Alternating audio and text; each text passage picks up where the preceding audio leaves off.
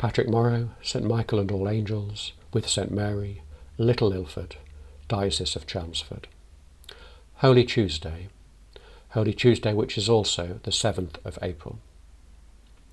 Today is the 7th of April, which is actually the anniversary of the death of, the year's mind of, the yahrzeit of one of my mentors, Brother Roland Walls of Roslin. He was at Roslin long before Dan Brown was.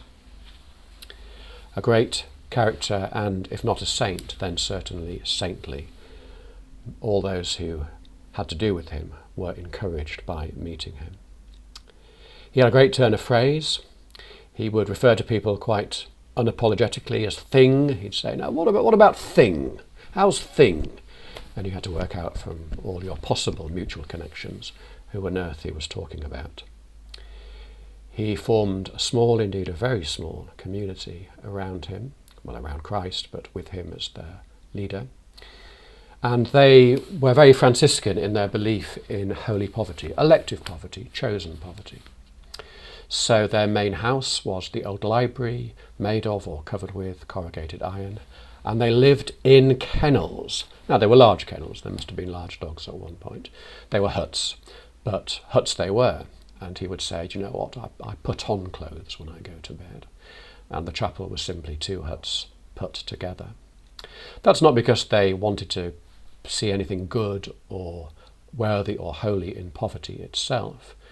They simply had the pragmatic belief that in order truly to remember the poor in all you do, you need to be poor yourself. It's one way of thinking about things. Certainly, the dangers of wealth as distraction and simply cutting yourself off from the poor are real. But he was human, and he would say to me again quite openly, "But I couldn't do it without me baccy." So he usually had a pipe on the go, and they would make special trips to the special tobacconist in Edinburgh to get Roland's luxury tobacco. "I couldn't do it without me baccy." So a great human as well. He tells the story of how he ended up a monk in a shed in Scotland, in that he was at a crisis point in his ministry, really, but he had the offer of quite a nice, comfortable chaplaincy in, I believe, Oxford, or a very insecure part-time parish post in the lowlands of Scotland, looking after Roslin Chapel, indeed. And this was not really a done deal at all. There was nothing that was particularly attractive about the Roslin option. So he got the train back to where he was, and he says, "And I was at Leeds Station, glorious Leeds, and I was praying, 'Lord, if you want me to go to Roslin, you've got to make it abundantly clear, otherwise I'm going to go for the comfortable job.'" And he swore that he looked out of the window and there was a freight train going by, and in the last carriage, whatever it's called at the end, there was a sign saying, "Return empty to Scotland." So he did. Be careful then if you ask for a sign, because you might just get one. And he says this about the Eucharist, which I offer to us precisely in these days when we are cut off from the Eucharist as we know it. Yes, we have the benefits of spiritual communion, and yes, that's not something the Church has just thought up to get around this crisis. There has always been spiritual communion, but we mourn the loss of what we don't have.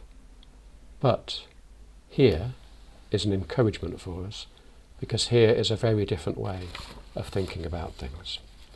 Brother Roland Walls of blessed and righteous memory.